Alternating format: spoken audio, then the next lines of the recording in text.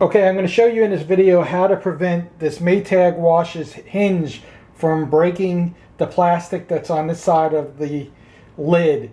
This has broke once before and it's starting to break again. I'll show you how to fix it and I'll show you how to prevent it from breaking in the future. Okay, this is the second time I got this lid for this Maytag. This lid is a replacement from the first original one that lasted about 2 years because there was a crack on the corner here. This is starting to crack again, and I bought some glue. I bought this Rapid Fuse and Lucite. I'm pretty sure I'm going to use the Rapid Fuse, and it's got this primer that you use. What I'm going to do is I'll show you. Right there, you can see this one's starting to crack. You can feel it.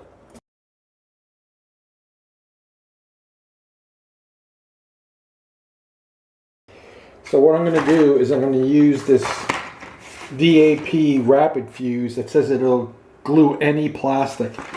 First I'll scrape this up with some sandpaper to get a little texture on here, and then I'll apply this Rapid Fuse primer here. You see that? On both surfaces, on this surface and on the plexiglass that I'm gonna use Lexan, and I'm gonna take a small piece, probably about a 1 inch by 2 inch piece, and cover this entire area with plastic. Hopefully that's enough to stop it from getting stress cracks from here from this hinge. This hinge is causing this inside. There's a lot of tension on that hinge. I'll show you the plexiglass I bought. This is the material I'm going to use to reinforce the washing machine's brittle plastic. It's Lexan, and I got it from Home Depot. A small sheet costs about $8. It's pretty expensive. 0.093 thickness, and they have some that are 0.05, but I think that's a little too thin, so I'm using this stuff. Alright, I scored the area with my utility knife, but this stuff is pretty tough. So I got my oscillating multi-tool here. Okay, here's the piece I cut off, if you can see it. I'm going to sand one side of this plexiglass Lexan stuff. So here we go. I'll start sanding this a little bit.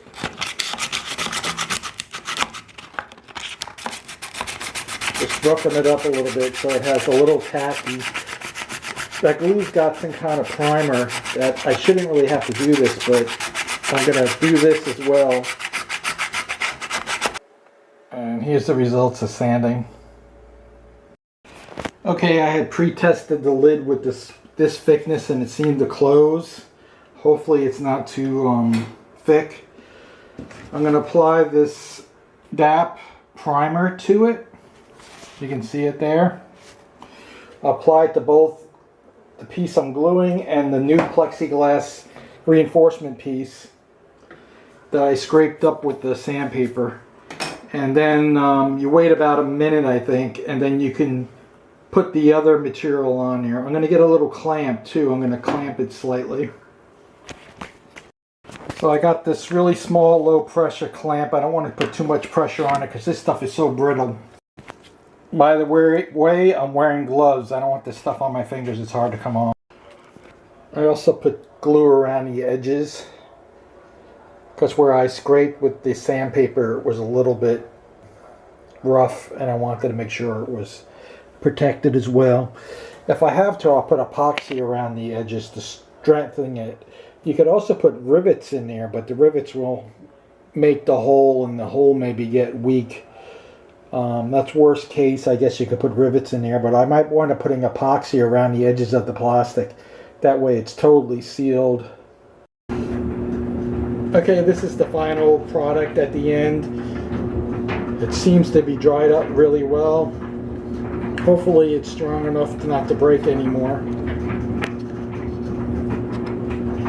I might put some epoxy around it at the end if it starts cracking or something on the sides. But this should support the hinge better.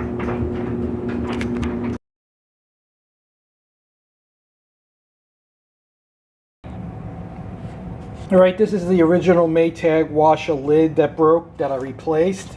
And I'm attempting to fix it with JB Weld steel stick. polybutane or something. And most of these weld products, these epoxy type products, won't work on polybutane. I'm going to attempt to fix it with it. I scraped up the plastic before applying the epoxy. This had a big piece missing here, so this is almost all epoxy in here right now. In the bottom here, you have to keep it open. As you can see on this side, it's actually open. It's got 2 holes in it, and that's where the hinge goes in. So what I did is I stuck 2 straws in there before I put the epoxy in, so that it would keep a channel open for that hinge to fit in. One thing about these straws that I cut to fill in the gap in the bottom here is I put soap on them before I put them in, so that it'd be easier to pull out. It won't stick to this material most likely anyway. But I put 2 of these straws in the bottom before I built out this section here. And then I had to rebuild this entire side over here, and it's almost all epoxy up to this point, to the first hole.